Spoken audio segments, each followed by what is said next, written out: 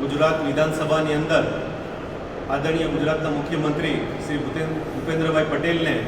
એ વાતની લિખિતમાં રજૂઆત કરી કે થોડાક દિવસ પહેલાં વેરાવળ શહેરની અંદર જે હોનારત થઈ વરસાદી અને તેમાં બે યુવાનોના કરુણ મોત થયા તેની એ રજૂઆત કરવામાં આવી કે વેરાવળ શહેર વોર્ડ નંબર 5 અને 6માં પાણી ભરાતા જે કરુણ બનાવ બનેલ છે તેનું નિરાકરણ એક કેનાલ દ્વારા કરવામાં આવે અને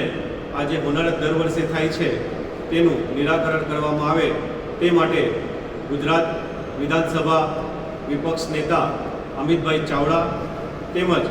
ગુજરાતની અંદર હંમેશા શોષિત અને વંચિતની અવાજ ઉઠાવનારા